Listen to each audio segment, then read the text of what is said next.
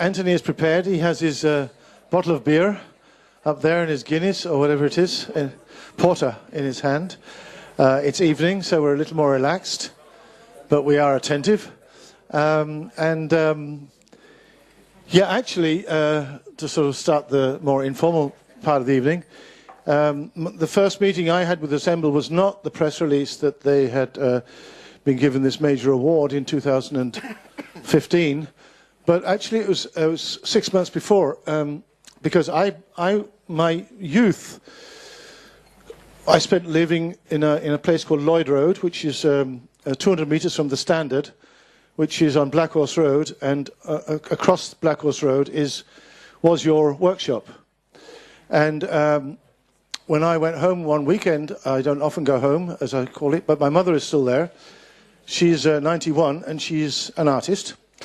And she still explores the city and goes to diverse events and writes to prime ministers and tells them they don't know what they're doing. Then she said, I must take you to a nice place, a workshop for artists, which I found. And I think I'm a bit old to join them, but perhaps you could do something about that. So the reason why you're here, actually, is because you're going to get the proposal from a 91-year-old incredibly active artist who wants to join Assemble. And she happens to be my mother. And unless you do that, your fee will not be will not be sent. I think. Because I feel I have to acknowledge her status of an artist. And she's always said, you never believed I was an artist, would you? But anyway, she took me around, and we did actually go around your workshop and see what you're doing. So that was my first meeting with Assemble. But that's just to give a very light-hearted, but anyway, thing about how connections in the cities do turn up. So thanks very much for coming. And the other reason we kind of invited you was not just to talk, because we kind of thought that you might be able to come at some point and be active in Copenhagen at some point with the project Metropolis. So this is also depending on what you say. So you can see there's quite a lot. So this is a kind of interview, you know.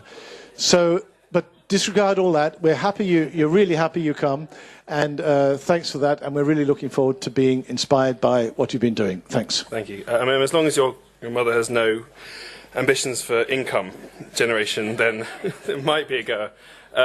So I'm Anthony, one of the UK collective Assemble. I'm going to start by a kind of slight argument about what I think. How I think we make space for kind of cultural production in cities and why that's important, and then in a kind of more light way kind of illustrate that by going through the history of our workspace, and then kind of peppering that with some other projects worked on the way, but really how we've kind of found ourselves in the city and how we've found the ability to make ourselves in the city, and ultimately how that's led us to believe that's really important to be able to share. That ultimately that's like the most important thing is the ability to kind of shape, reshape and shape the city around yourself. So I'd like to start with a quote. Despite all its rhetoric of novelty and innovation, neoliberal capitalism has gradually but systematically deprived artists of the resources necessary to produce the new. And so that's from Mark Fisher, who's a kind of cultural theorist based, and who recently died, unfortunately, who writes a lot about how increasingly like culture is self-referential, and how that actually, because the more that kind of capital takes on culture, the harder it is to do anything new, because the more the imperative of making it something that's valuable very quickly kind of takes over. And so in the context of that, I'd like to talk about and kind of evangelise for is the provision of and preservation of affordable workspace in the city for creative production. And the problem's very clear. So in London, the GLA has recently highlighted that about 30% of affordable workspace will be lost by 2019. And this pattern is not unique to London. This is something that exists in kind of growing cities across the world. And so let's compare two models of affordable workspace provision. So the first is Black Horse, which is the reference that Trevor just made. And here the deal is you pay £250 for one of those desks. For that's included access to the workshop. That's all in. You can do whatever you want with it. You can store stuff in it. And it's this kind of amazing, rough, adaptable, personal workspace. If we compare that to another model, which is WeWork, who also refer themselves as affordable and creative, the cheapest I could find, which is the one in London Fields, is £300 minimum, though it quickly rises if you go to any other centre. But that's X service charge, X tax, and anything else is charged for. And it's not I'm saying these spaces are bad, it's just that this is what's happening increasingly in cities. This is the provision you get. When you talk about creative workspace, it's WeWork coming in, and they have, if you look how aggressive their expansion is, they are taking over this sector. And I think that that's a real problem, that when creativity becomes sitting in essentially a cafe with a laptop, you're really undervaluing what a huge section of kind of creative production is, and equally, it becomes entirely synonymous with a kind of entrepreneurial attitude, which I think is fundamentally wrong. And then just how easy it is to then co-opt this language of creative to ends that are completely antithetical to the cultures being co-opted. So Box Park, in their own words, which is wherever Box Park lands, it aims to be part of a community that is by adding colour, creativity, and a life of its own. And looking at the brands, I don't know if you can see the images there. Not many of them strike you as kind of small, down-to-earth, local kind of brands. And then that in turn becomes the marketing ploy for a new development. So this is an advert. This is a real advert for a development called Hackney Square, where Box Park becomes the alternative that you're turning your back on when you turn your back on the norm. Which actually is this. It's a private development of market housing by a company called Telford Homes, who are a PLC whose end goal ultimately is shareholder value. And so here we see how the idea of creativity has fundamentally been co-opted and ultimately corrupted and probably destroyed in the interests of making more money. So coming back to Mark Fisher again, if there's one factor above all else that contributes to cultural conservatism, it is the vast inflation in the cost of rent and mortgages. And so from here on in, I'm going to kind of go back to our story and how we found ourselves and how we found a way of getting round that. As one model, I'm not saying it's the only model, I'm not saying that we've fixed it, we definitely haven't. It's all compromised in all sorts of different ways. But I guess the argument I'm trying to make and the kind of case I'm trying to make is that we need to think outside the models that current economics and current capitalism prescribes for development of spaces. And that's not something that kind of cultural policy purely can fix, but that cultural policy has an important part to play. And ultimately, so that's my case. Without these spaces of production, the culture ultimately will falter and fester, and our cities become less vibrant and less exciting. And that culture is more than applied activities to spaces. It has to be accessible, embedded, and produced in the cities for it to be live. So to start with our kind of creation myth. So the Cineroleum was our first project, and really that's how we started. We started this is 2010. A group of mainly architecture graduates who had come out of a kind of hopeful education to kind of design staircase details and toilet fitting, and a situation where I realised I was making the world worse with this kind of horrific block of flats I was sort of working on. And really a desire to kind of come together and build something. At this point we had no idea that we had any agency, had any kind of, there was no real I guess the politics was embedded in it, it wasn't explicit. But really the task just was looking for us, and this is from a context of kind of quite extreme privilege really. We were all university educated, in a kind of top UK university that really gave you the confidence to go and do that, but use that to try and test our agency out in the city. We identified the petrol station as a model. So in the UK at the time, about 600 were closing every year, so there are only about 4,000 left. And this is against the context also, this is 2010, so the crash had just kind of hit, developments are stalling, and so really we were quite lucky in the sense of timing that meant there was kind of sites that were abandoned or were empty, and we were lucky enough to find a developer who was willing to let us use this particular site on Clerkenwell Road, which is quite an extraordinary building actually, as long as we took all the liability on, which is kind of fine. We didn't have anything to lose. With nothing to, if we sued us, we wouldn't get anything. And so each member in the group invested £50 in the project. We secured £2,000 from an arts grant. So this is not vast sums of money we're talking about here. I think often the assumption is that somehow you can only do things if you've already got lots of capital. I mean, £50, if you really I think most people could afford £50 with a bit of thought if they really believed in something. and that was the kind of investment. And so we didn't have much money, but we had a different economy. We had people and friends and lots of hands. And so the whole project became around how you could use this amazing resource. So this is a project since then we've been quite strict. Either everyone's paid or no one's paid. So if it's a volunteer, it's completely volunteer. We don't get any money from it. We're not. I think that dynamic of some people being paid while other people volunteering is deeply problematic. So we're quite clear on that. Like these were free, but there were everyone involved. That was the deal. We didn't get anything out of it. So repurposing kind of cheap and utilitarian materials, because that's all we could access, to kind of make these special elements. So scaffold boards became the chairs. Old shelves in the back of the petrol station became the sign. Donated Formica became the marquetry. We even built a vacuum forming machine to kind of try and recreate the kind of tiles to slightly toxic effect. And then the Tyvek roofing material, which were again donated, became this kind of festoon curtain. And we really looked back towards the kind of picture palaces of old and looked how we could try and go back to that grandeur of the cinema-going experience. That similarly, we felt that a lot of us really love cinema and felt that it's sort of been watered down a bit. And in order to enable that, basically come up with, I mean, that probably hasn't really reproduced very well. I'll go forwards, you don't look at that too much. But basically, trying to come up with a system that was about systems of production that were very low-level, replicatable, and easy to come in, understand, and then adapt. So someone who was a volunteer could come in and within a day could improve and change it and really felt that they had a kind of capacity within the project.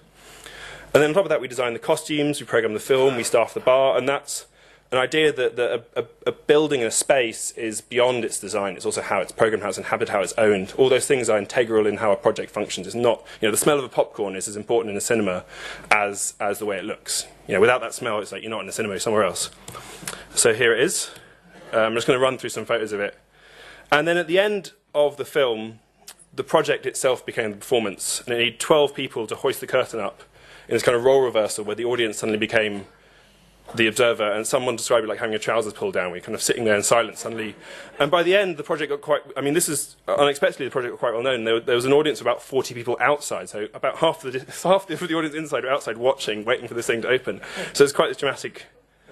And so we really emerged as a practice through this, through this exploration of how we explored our agency within the city. And that really kind of cemented our belief that fundamentally it was about trying to share that with other people. And actually that the thing that excites us and interests us and then really our passion is how you can enable people to express their agency within the city, or within the place they live. It doesn't have to be a city, to be fair. And so we were on the hunt for a home. And again, the Olympics plus financial crisis equaled a lot of empty buildings on the fringe of the Olympic sites. It also equaled a lot of Olympic money kind of flying about. And the LLDC, who were at the time they were the OLDC, which is the Olympic Legacy Development Corporation, offered us this site, which is in this kind of industrial wasteland next to Bow Roundabout. A kind of building that couldn't really lease out. It has no value. It was too leaky. It was full of asbestos and X, Y, Z.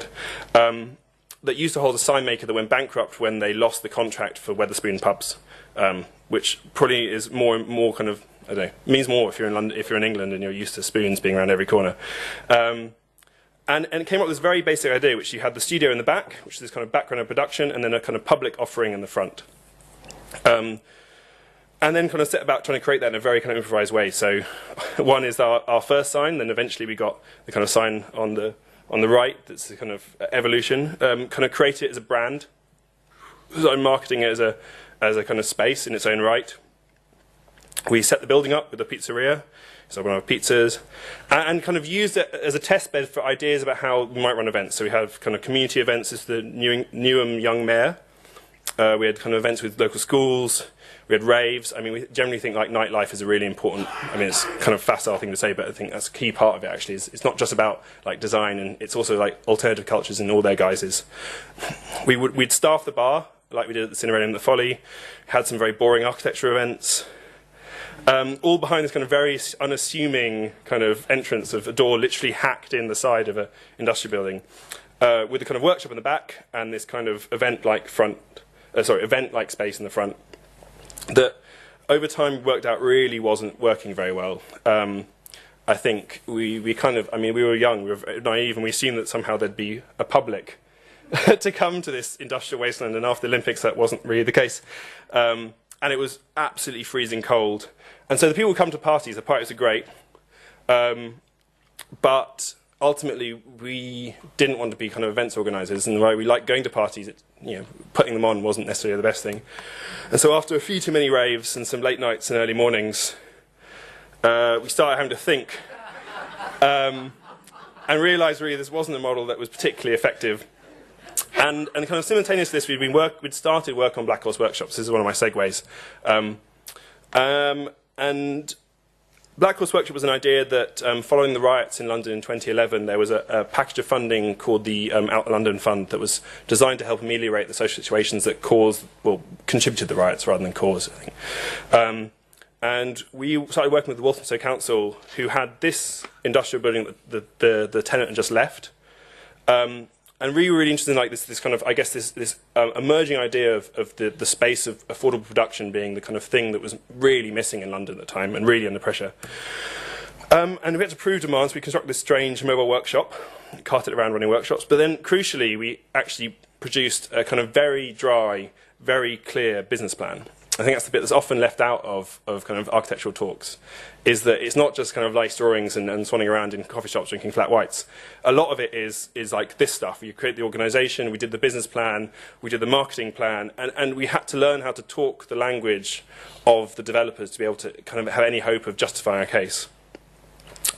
And so we won the funding, and the end result is this place that it's a kind of amazing place for both working and learning. It currently has a membership of about 2,000.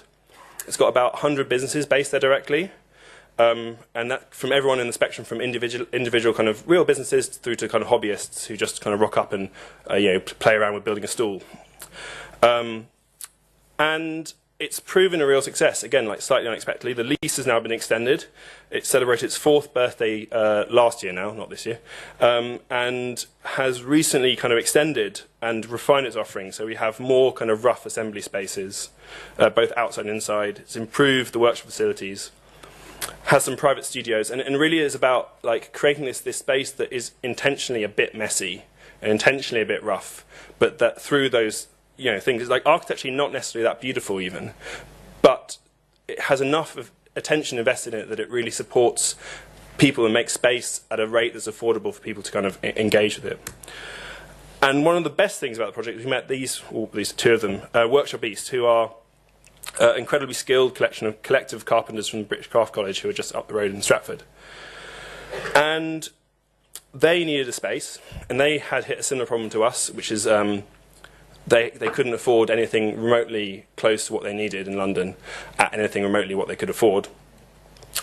And so the kind of learning from our previous failure of running a cafe, and the kind of evolution of Black Horse, so we've jumped back in time a bit now, to be fair. Black Horse sort of opened after it's happened, but the kind of research of Black Horse is what kind of led to this as it was kind of contemporary. Became much more about kind of workspace and production, and then specifically though about workspace that was about making things. And also, I guess, if Black Horse we thought of as a kind of this open access, quite loose, quite easy to, like, very low barrier to entry, this was aimed at a kind of step above that. So when you want your own space, but you can't really afford a whole workshop yourself. And working with Workshop East, who bought the machinery, so they exist as a collective to buy the machinery. They got a loan from that. We gave them discounted rent. They then rent out the machinery to other people as well, other tenants, who pay for the upkeep of the machinery. And so this kind of creates this kind of slightly strange symbiotic relationship between the different tenants that allows you to invest in a bunch of different kind of collective resources that individually you wouldn't be able to afford. So we invested more in the metal workshop. We got a kiln. I think that's actually me. We moved our office into the kind of studio that had been used as raves. We kind of re-kitted the front of house into be something that's much more about kind of making. And so this kind of collective of people that kind of assembled in the building enabled us to fund this kind of quite luxurious amount of space that had a real range of specialities from metalwork, woodwork, ceramics, finally had a decent office that we could work in seriously. And in doing so also enabled us to kind of take our work a lot more seriously. And so this is the model for Goldsmith. So this is another segue. This one's slightly less smooth. A model for the Goldsmith College of Art was a competition we won in 2014, kind of slightly surprising. But the reason why I'm talking about it is in this sense, this luxury of space allowed us to work in a way that normally would be very, very difficult for architects or designers, in that we could really kind of tackle and prototype and ultimately build kind of whole chunks of the building. So this was a mock-up, this is a one-to-one mock-up of the facade that we have now built and delivered entirely. So that entire element is something that we built in-house, developed in-house. I don't have a photo of it on yet because the building's under construction, but like kind of this is the rendering of it, sort of early tests, and some couple pictures of that building on site. So it felt like it was a really, this way of a more like networked, more like low, like kind of lo-fi in some ways, provision of workspace enables us to work in a way that could get us out of the kind of paradigm of just specifying stuff, but actually getting really hands in, which is a personal thing for us. And again, this is something that it is really personal in some ways, that we could really get into the manufacture of the components, working closely with others to deliver them. And so that model proved quite successful. And so we were looking, I guess, in some ways to expand and we had a very limited amount of space.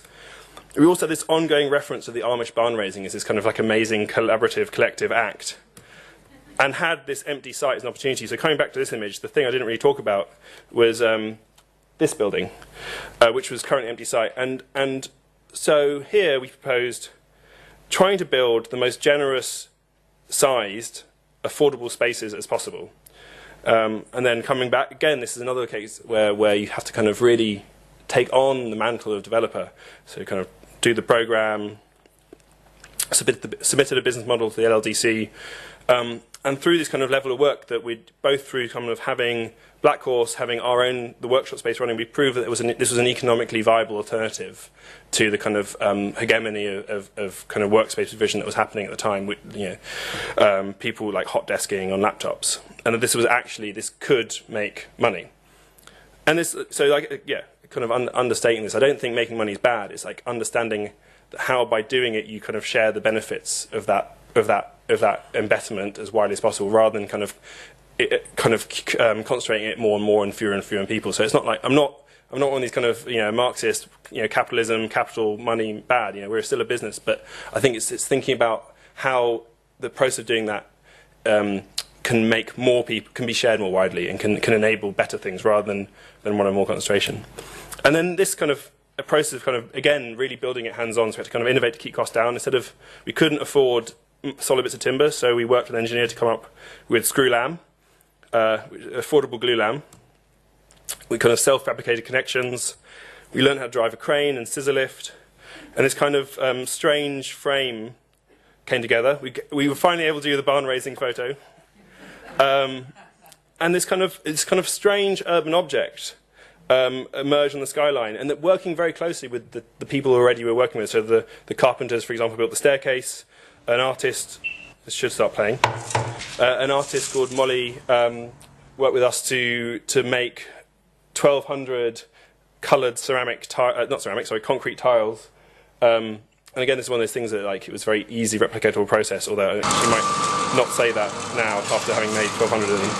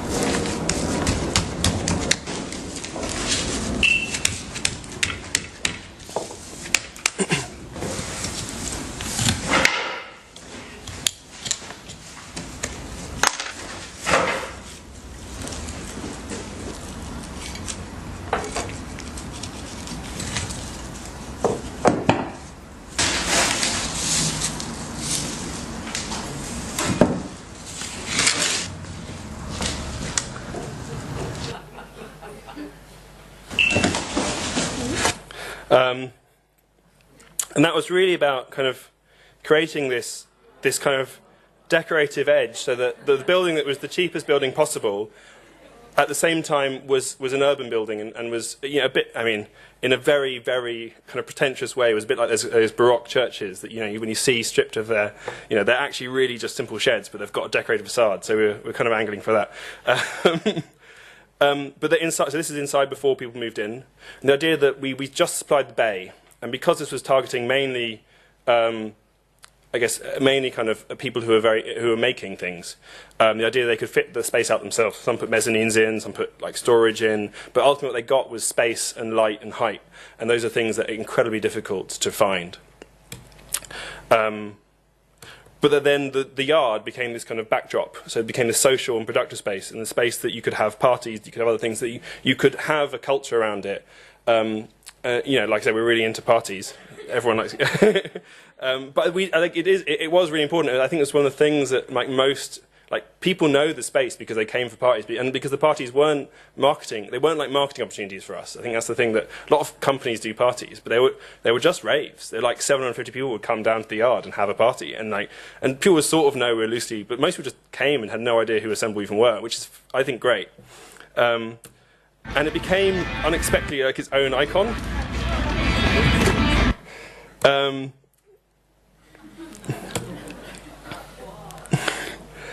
We won the award. It's now appearing on phone. They made a fake one in China. This is in a shopping centre in China. This is a fake one they've printed, without our permission, by the way, in China.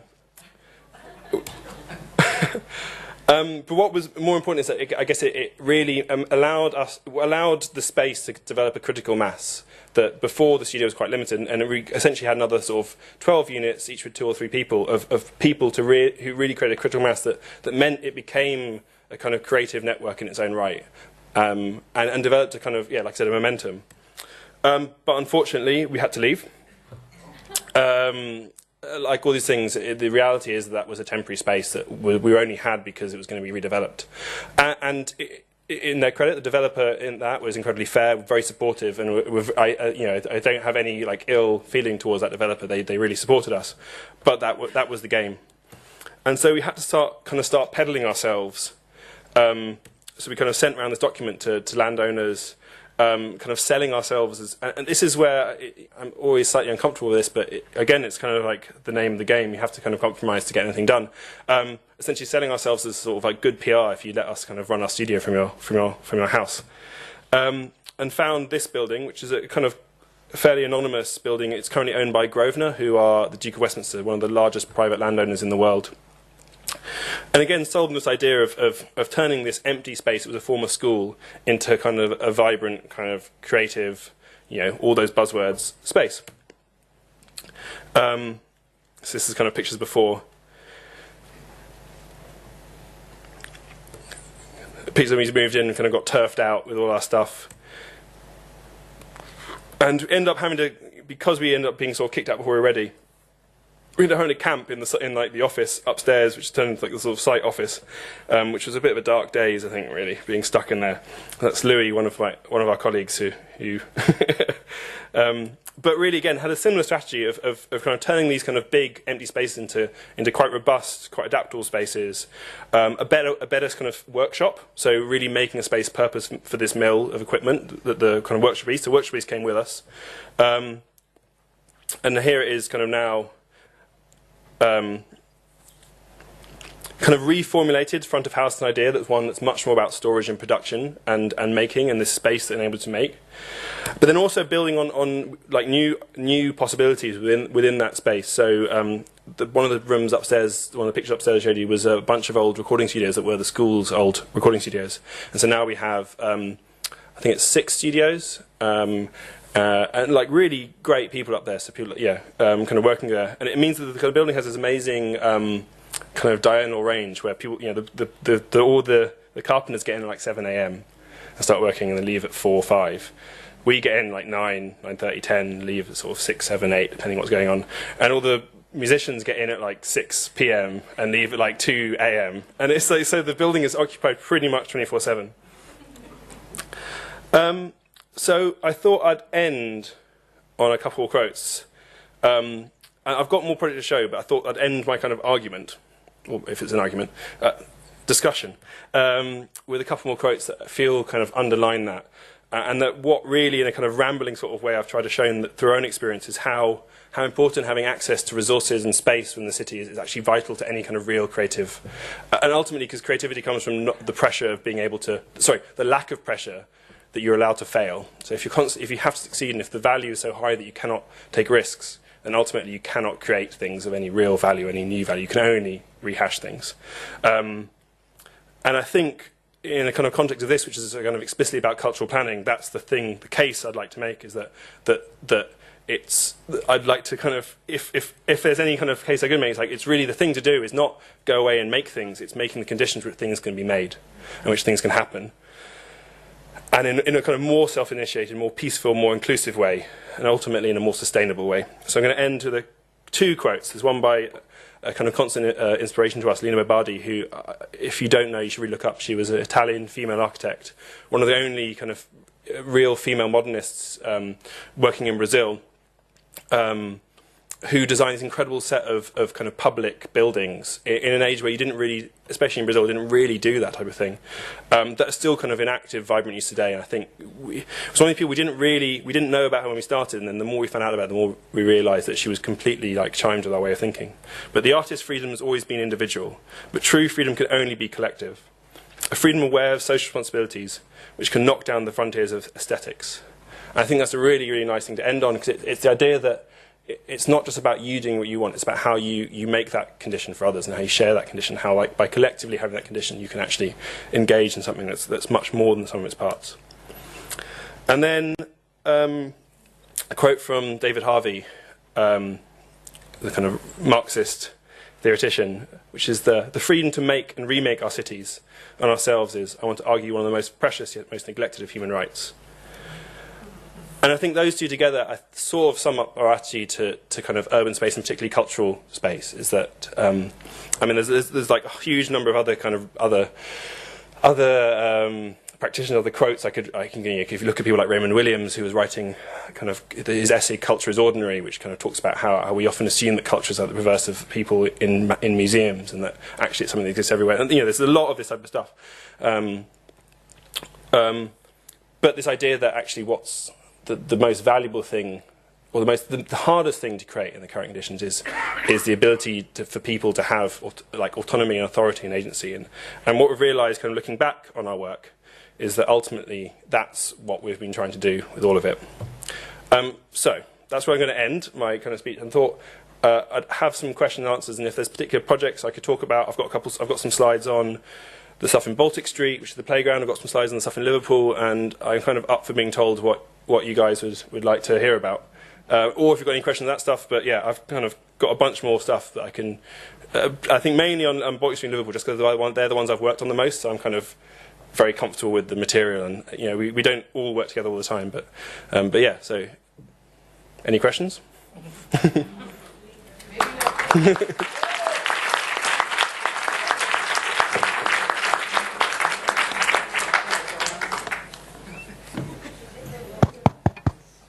Okay, well, I think you lifted us out of our depression, which is really good. We were a bit worried before dinner, and now we all know what to do. Just go out there and do it. So I think that is the message, actually. Like it's not like it's often treated like you can't do things, and actually you can. Yes. Okay. So comments? Yes, you've got. Yes, thank you very much. I'm working as an artist, and here. Right, sorry. So I'm curious, in the city where I live, the city owns some buildings, and the cultural department of the city has a policy, as you say, that there must be affordable spaces for the artists to produce and create things. But then there is another department of the city that is in charge of all the buildings. So now, last year, there happened this conflict that they are under pressure of having, revenue and making a profit of the building that the city owns. So they decided, okay, we're going to double the rent here because this is far too cheap. This is not market rents. While the cultural department had just, the year before, written into their policy that the city should provide. So there's a conflict going on, but, they're just raising the prices and now the artists are moving out. So I'm curious, in your process of all these different ones, have you been also in dialogue with the local authorities, the councils, or has it only been private property owners, or how to deal with that aspect of it? So yes, we have been. Yes, it's also difficult, I think. Sometimes it hasn't really worked. So we're in a couple of really long-term conversations with different councils. We're currently talking to Southwark Council, we're currently talking to Harringay, and it is really difficult. I don't really have a good answer. I think what we have, the way we've tried to do it is basically putting ourselves in position as developer, and wearing that hat, and to kind of greater or lesser extent success depending on the project. So Sugar House, we're the developer. With someone like Black Horse, we're just quite lucky, I think, in a sense that the council, because of the problems that just happened, the council and the kind of leadership in that council, they were very amiable to the suggestion of something like that. And now that it has been a big success, and it's like politically, PR-wise, it's like really great. It's like it's kind of, again, one of these things that is now used in kind of pretty much every GLA publication has about workspace or creativity has Black Horse. So in that sense, we've been quite lucky to kind of build a good PR, and I think it is, I don't know, in experience, a lot of it is about trying to talk the language as much as possible, so trying to make the argument in economic terms, but also in kind of social welfare terms. So like, this is, so partly the argument with Black Horse that I didn't really talk about was, and it didn't really happen in that way in the end, but it was partly inspired by the kind of men shed movement, which was about trying to get elderly men who often have real problems with loneliness and isolation, just partly for a variety of social, political, and economic reasons, to give them a space, give partly them a space to go to that allows them to be kind of socially and active. So there was a kind of real kind of, I guess, social welfare argument that actually in the long term you're probably potentially saving money, because people who are active are less likely to kind of have kind of various mental and physical problems that then need kind of expensive treatment. So yeah, it's like trying to know when, and it's difficult and it feels compromised, and often it feels like you're making quite big compromises, but it feels like trying to know when it's important to, which is why I kind of it's the first time I've shown kind of spreadsheets, and I think something that I've thought to do a lot more times is like actually knowing when you have to talk the kind of economics and make the case on those terms, because ultimately I think you will always become marginalised. And I think something where generally architecture, I know I kind of say this more because it's obviously the profession that I've kind of come through, that I'm like more in touch with the professional world, has been very bad at, where it's always treated itself as like beyond money. And I think that's problematic, because I think unless you understand the system and can explain the system and can reflect the system back, you have very little opportunity to change it and challenge it. And so it feels like the way of doing it is to like talk money better. Because actually a lot of this stuff is bullshit as well. Like the returns the councils often get fleeced. The reference I made to Aylesbury Estate, the council sold it for something like 22 million, and the developer is going to make several billion off it. It's like the economics in terms of the public purses don't stack up. So it feels like trying to have those arguments is the best way. Yeah. I'm interested in your skill set. So how you sort of showed us with the first project, sort of a lot of hands-on volunteer help. But I'm imagining that in order to progress and describe yourself as developers and what have you, there must be a sort of core group of people that are working together. So I'm sort of interested in a bit in how who those people are, how you came together, and how that's stuck together, and how that's sustainable for you as a group of people who have the skills and ability to be able to sort of make these places actually happen, survive, and set up new ones as well. So majority of us study architecture. We met while at Cambridge, and then really everyone who joined essentially joined through appearing and chipping in and just like mucking in. Chipping is the wrong word. Mucking in on that first project, and then the one that followed it, the kind of folly for a flyover. And it was really a case if you hung around and were interested in, and were convinced enough that this was a good thing to be working on, because there was no, at this point, that we weren't successful. There was no reason. You only did it because you wanted to do it. We weren't anything. We didn't have a name. Cinerodium, we had no name. We thought long that we didn't really want a name. We really the argument that the work kind of talked for itself. And then sort of since then we've just worked together for a very long time, and I guess I don't know why we've stuck together in that answer. I think that's a very hard one.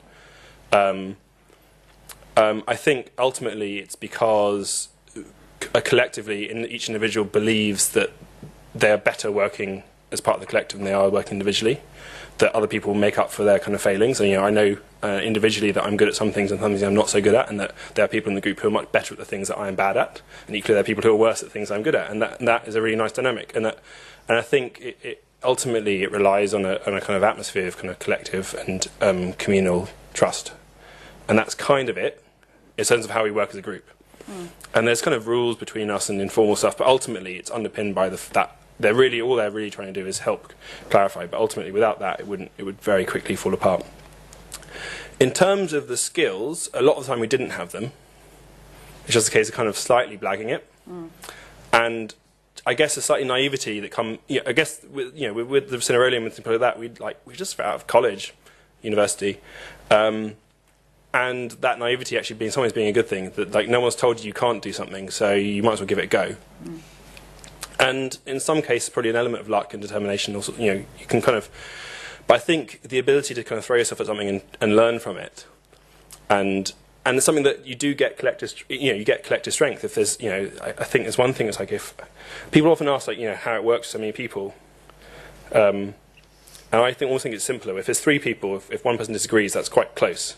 If there's 15 people, either it's close and no one's really wrong, everyone's sort of, it's not, different opinions kind of like, you're not wrong, but you're just on the losing side a bit. But it's like everyone, you're just definitely wrong. If there's 15 people telling you you're wrong, it's like, okay, fine, I've misjudged this one. And actually, in some ways, decisions are almost easier to make in that sense because it becomes less personal, because you're more dispersed. In that sense, being more has actually been of value. But yeah, it's a tricky one. We're really ultimately it's like by learning the skills when we need them. Yeah. I suppose what was behind my question is about, I've been also involved over my lifetime in projects that have been, they relied a lot on that kind of approach. And then, things change. People go off and have kids, or they get a job, or they get offered something. And that, I suppose what I'm interested a little bit in is there do you see it as a sort of long-term, I'm guessing you'll say it's flexible, and is there a sort of core of people that drive it forward, or do you think it's a bigger group that does that, and therefore can it roll forward irrespective of who leaves or goes off and does something else? So I don't know to some extent, but currently all 16 people are like entirely equal, and there's not, and everyone is working either 4 days a week or 5 days a week, essentially, for Assemble, and that includes like people who teach. That's kind of included in that. And the people doing 4 days are doing for generally like one's had a kid, so he's doing 4 days because he's looking after his kid, which is like a great thing. And I'm trying to build a house for myself, so I'm taking it. So like it's like that sort of thing. It's like people aren't working elsewhere. It's like so in that sense, and we're a business. We make some money. We make much less money than we would if we went to like more corporate-minded practices. But in terms of in some ways, in that sense, it's a lifestyle choice where I'm happy doing what I do. I get like flown places. I get to come here, which is essentially which is great. And I get to feel that I believe in the things I'm doing. I think it's really important to like kind of understate. We don't think we've come up with anything new. Like we're not like we don't believe that we've like come up with this amazing like thing that no one's ever thought of. There's loads of people before us who've done similar things, who've done it better, done it differently. The only thing we'd say that we've done that's really great, we've done something that really works for us. We look back at people like William Morris, and there's loads of people in the background who we're incredibly indebted to in our kind of formation. But yeah. I think in that sense we don't know. It might all fall apart if we all start needing lots more money suddenly. But at the moment, I guess the ambition is to try and make it economically sustainable. We're trying to make a situation where we can all earn enough from it to exist. Great. If we look at the sort of the external relations, I mean, not just much how it's working within, but sort of how you relate to the community and how the community relates to you. The project in Black Horse is very much like community-based, or it's connected somehow. Do you get a sense that it is not just the guys who are aging and need a place to be, but how has it changed? Can you see that it actually has changed the neighbourhood, the community? Can you get any sense of that? Are you conscious about that, or do you invest in it, or is it just something which happens on itself, or happens on its own, or do you use actually time and money and to invest in that to actually strengthen it, or position it, or use it, or whatever, or is that just something which happens and grows and is automatic, you might say? I guess it's sort of all of those things, which I know is not a very, it's kind of feels like I'm dodging the answer, the question, but I guess what I mean by that, so we're still on the board, for example, we're still on the board of Black Horse, so 2 of us sit on the board, so we're still deeply invested in that, but it also exists as a separate company, and different projects we've done different things with, depending on what feels appropriate for the project. So Black Horse is one where it felt like it actually was much better and had a really good team there who could take it and run it and do their own thing with it, and ultimately that was fine, and it was actually really good to kind of let it go, and we didn't have to be kind of part of it. We could take a step back and not be running it. But like I said, we still obviously maintain relationships. We just did their extension. 2 of us are still on the board, so in that sense, it's something we're still deeply committed to. But it felt like it actually just it kind of worked in such a way that meant that we didn't have to be involved. Something like Baltic Street, we're basically still running it. So that's one where, and I think it's also partly due to the nature of the community. So Baltic Street is in one of the poorest areas in the EU, one of the poorest areas it's in the UK, in East End of Glasgow and Dalmarnock, where the life expectancy drops by 10 years when you go into it, and for no one really can completely explain why. And so that's one where it's obviously in some ways socioeconomically, like Black Horse was already a space of people really making things, and actually you're tapping into a kind of stream that already existed, made it easier, whereas there was really kind of trying to create something new, and so that's required a huge amount more kind of investment. And I think there's Marcus Mason writes a lot, interestingly, about how you, like, when you let things fail and when you push things, and like this kind of relationship of being somewhere, and how, like, this idea of, I think Franco Banchini talked about it in the last one about like facilitating autonomous production, all those relationships, and like when you release things and when you kind of push them and when you like let them fail, and I think they're really interesting, really difficult conversations, and it feels like it's very much based on the project and the situation you're in, when one is appropriate and when one isn't, and when you should keep going, when you should back off, and when you can let it go, and when you should just ultimately let it kind of stop, and it isn't the thing there. So when you, I mean, because some of the discussion has been in other of the workshops has been about should then artists become entrepreneurial and actually, you might say, take control of their own environment and create space and create production facilities and so on, and actually develop economies to do that, or should they still be dependent on either foundations or private sector or the public sector to actually, before they're allowed to? So this actually taking this active role. Is it a tendency, a trend, or are you the exception? I mean, is it something which you can see that artists are having to do more and more because they've been put in that position because of, you might say, the way the cities are being run or not run, the market situation with buildings, with property and so on. So are they becoming in that desperate situation where they're having to actually take on roles which are not traditionally theirs? So yeah, I mean, I don't feel qualified to talk about art as a whole. I think it's also, I think it's not a matter of should or should not. It's a matter of they have to. I mean, again, the situation in the UK is the one I'm most familiar with. But here we're in a situation where the Arts Council funding has been cut by, I think it's about 40%. Who are the main kind of grant-giving body. We don't have a kind of philanthropic culture like the Americas does, and so you have to. I think the problem I have with the entrepreneurialism and entrepreneurial turn, that's often referred to, is that it's not enough. I think a lot of people justify their activity by saying, oh, it's entrepreneurial, it's embedded, it's cultural, it's participatory. And I think that you have to really engage with what you're trying to do, and then you can decide if being entrepreneurial is appropriate or not. And I think it's too often used as like, it's a good thing in itself. Just being engaged is good, and actually you should just question what the engagement is doing before. And I think there's a lot of stuff. You get these kind of, and like a lot of stuff's really, really great out there, but a lot of stuff is you get these horrible like shanty chic kind of wooden shacks that appear everywhere that are sort of like, you know, somehow community led, and like you've like done this engagement activity where you've asked the people if they want it blue or red, and somehow that's like activating their kind of deep in, you know, and it's just bullshit. Where like I think who is it? It's there's a theorist who talks about the difference between participation and collaboration. And that participation is the people who participate do it on your terms. Where you give them a set of rules, i.e. is the thing blue or red, and they can only obey with those rules. Well, collaboration actually vests power in the people you're working with, and I think that's for me, that feels like a really crucial distinction. Between like collaboration is the thing you want to aim for. If you want to have that sort of impact, you should I'm not saying participation is bad, but I think participation that is pretending that it's doing something else is bad. Like, again, all these things, I'm not criticising any of these activities, but I think a lot of the time you have things that masquerade as one thing that are doing something very different, and that's where I get really deeply uncomfortable with it. Yeah, I mean, we had a discussion, we've a non-stop discussion about how to engage people or participate, but I think your terminology, the way you describe it, is actually quite interesting, because it's of course, more equal, more kind of situation.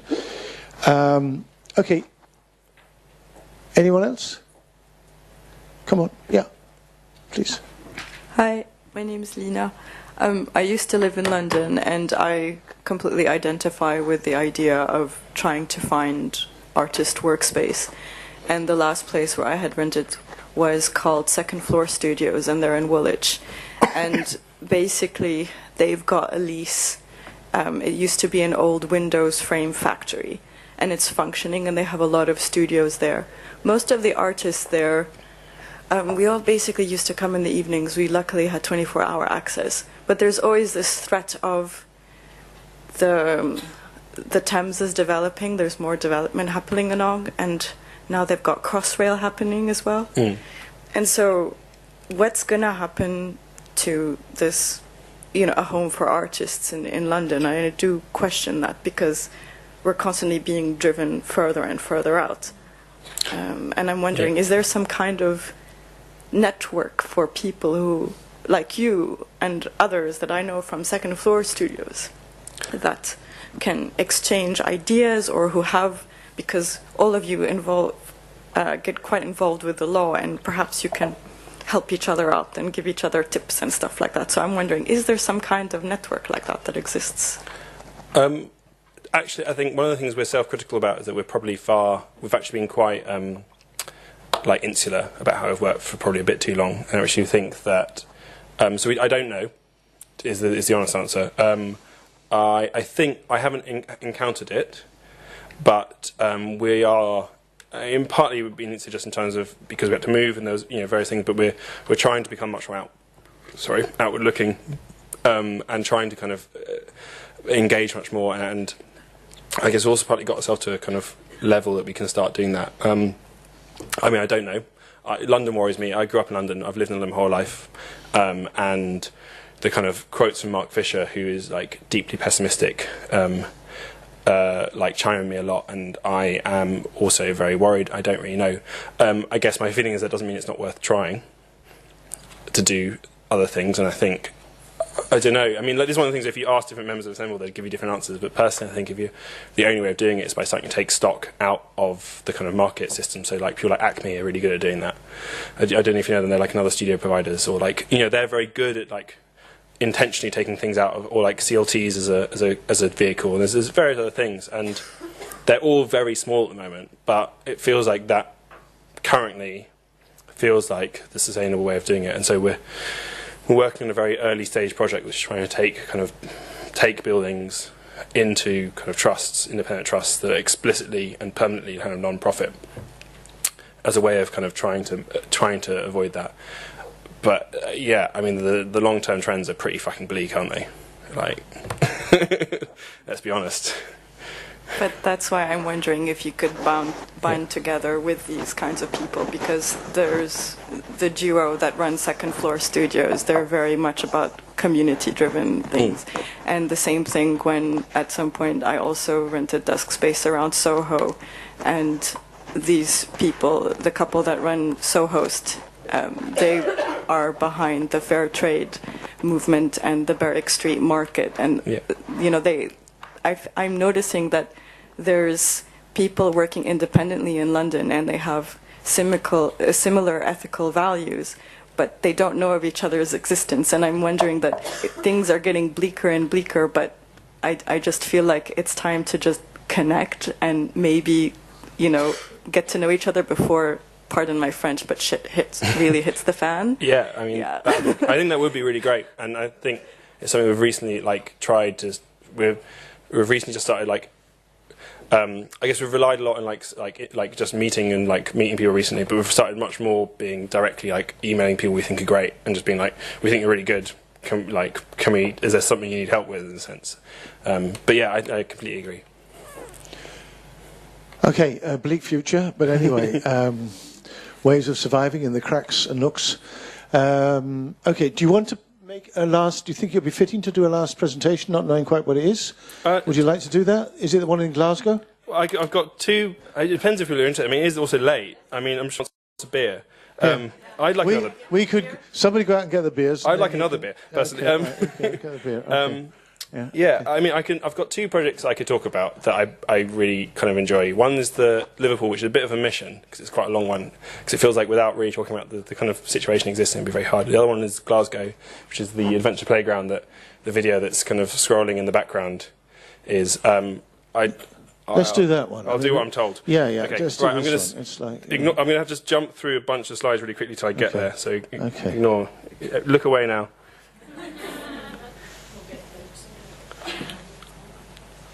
So,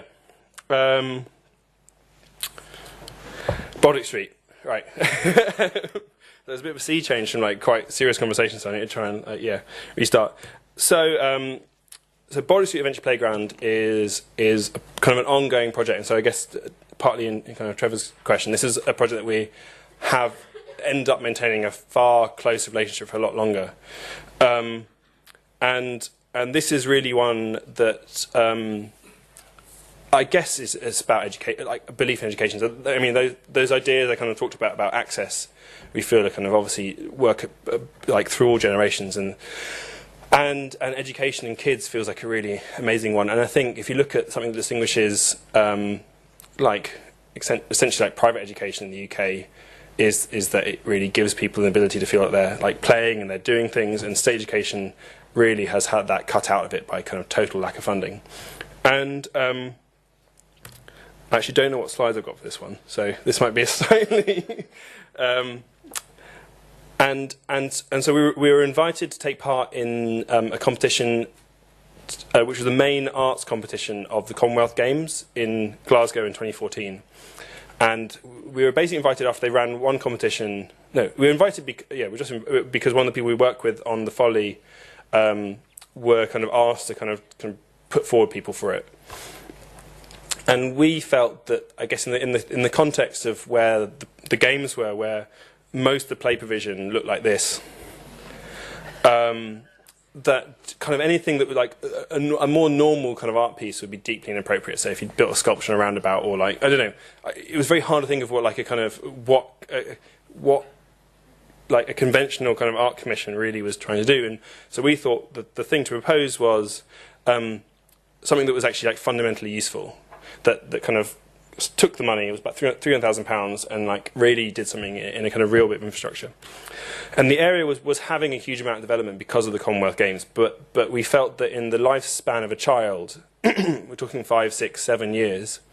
That's kind of huge. You know, if you're 5 and you've got to wait 5 years before your playground's ready, that's your entire childhood. Where if you're 25 and you've got to wait 5 years for a house to be ready, that feels like somehow less problematic. And also, as a result of the kind of investment for the Commonwealth Games, there was a lot of landscaping. And we worked out after a while that landscaping basically meant the council was an excuse for the council to demolish something. So they landscaped something into disappearing entirely.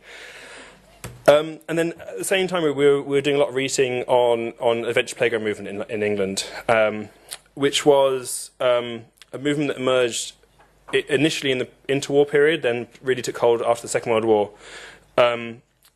Basically because you had a lot of bomb sites that killed kids who were already playing on. And the idea that actually play in that sort of risky play was something that was deeply valuable. And, oh, thank you. You're welcome. That's incredibly kind. Do continue. Thank you.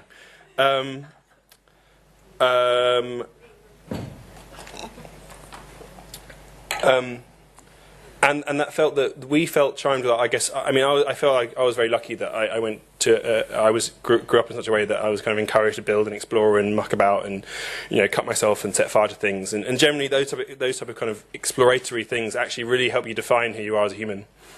And there's a quote I like to read that I think says it much better than I probably can, which is when children play, they tend to play in a slightly chaotic way.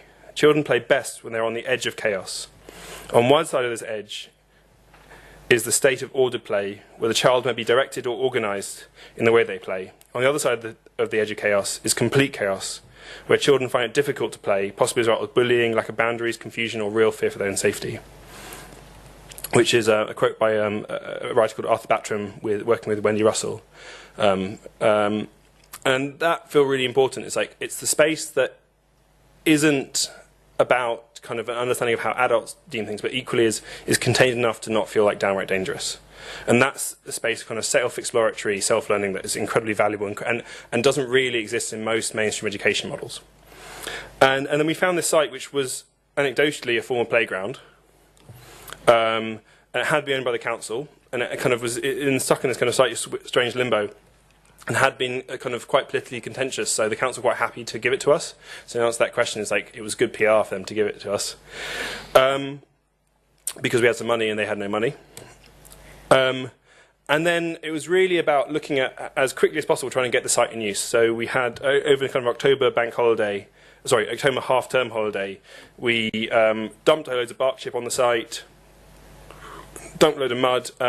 We met an incredibly extraordinary play worker called Robert Kennedy, who grew up in the area and kind of deeply indebted to for the entire project, really, who came on as a play worker, but much more beyond that. And then really looked at what were the obstacles for children playing in the space. And one of the most important ones was just access to equipment, where a lot of the kids, again, were very poor. A situation where they went out playing and their parents would shout at them when they got home because they got muddy. And so the first thing the thing bought, instead of investing in kind of signage or something flashy or some design, was raincoats and boots. So the kids came on, they could change their clothes into raincoats and boots. We had a kind of container that was kind of set aside from that. We all got, so in England to work with children, you have like a criminal record check. So all the team who worked on it had the full criminal record check. So we could all work directly with the kids, which was really lovely, really amazing, kind of one of the nicest projects I've ever worked on. And the other one was food, which it's an area that, it's a food desert. I don't know if that's a term that translates, but the idea that there's areas where you can't buy fresh fruit and vegetables in a kind of walking area. So this is an area that's kind of really chronic that, and there's quite high level of nutrition. The play worker, Robert, his breakfast, he grew up in this area, his breakfast is a can of Coke and a Milky Bar. Which is, again, that probably wasn't to translate. Milky Bar is like a white chocolate, the sugariest, nastiest chocolate. And he is aware that is kind of perverse, but it's because he's so inbuilt, that's the thing he has to do. So it's this odd thing where he's telling the children about good nutrition while, exhibiting extremely poor nutrition. But, and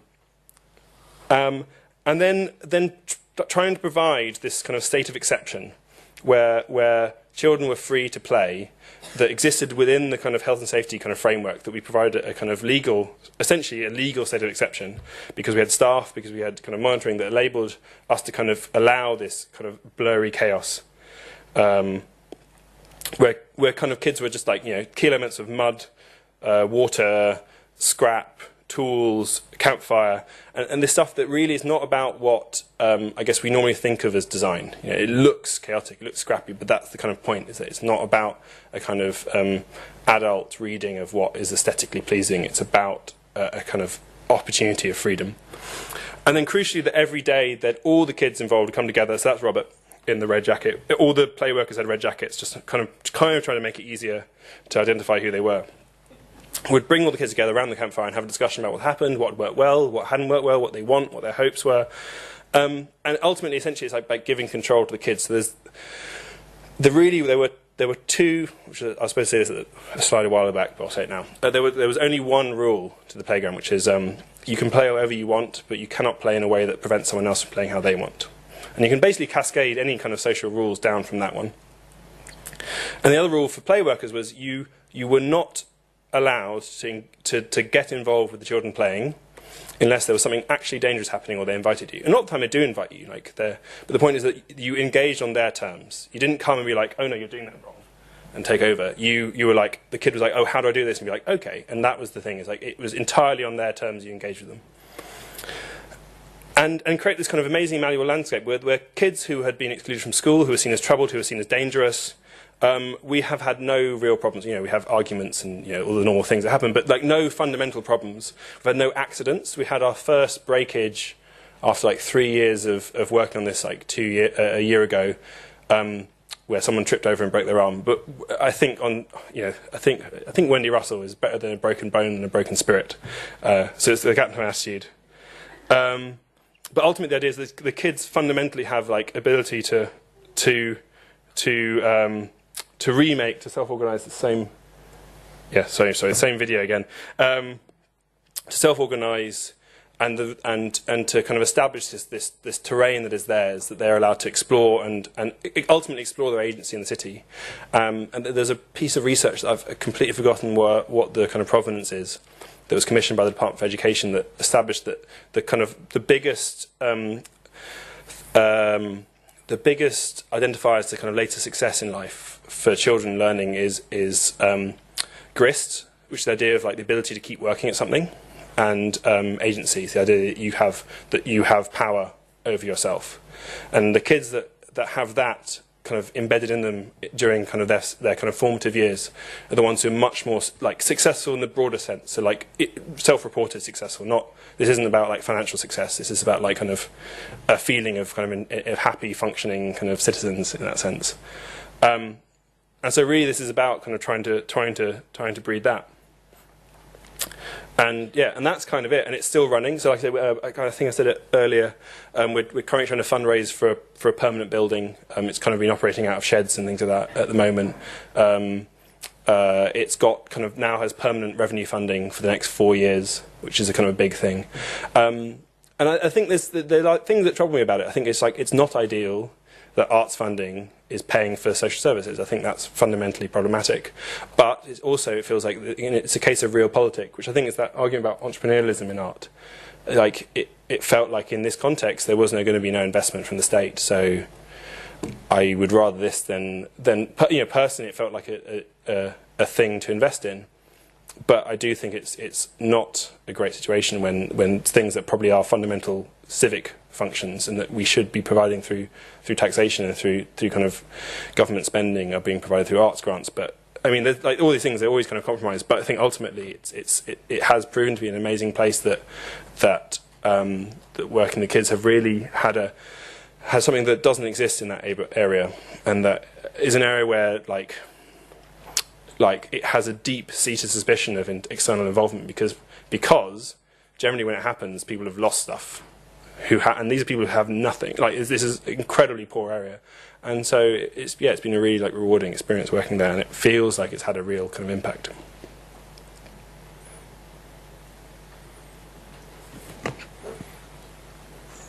Okay, that seems to be about it then, isn't it?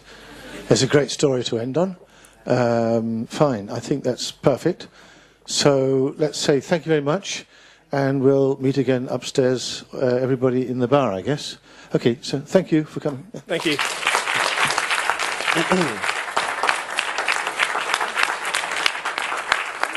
Um,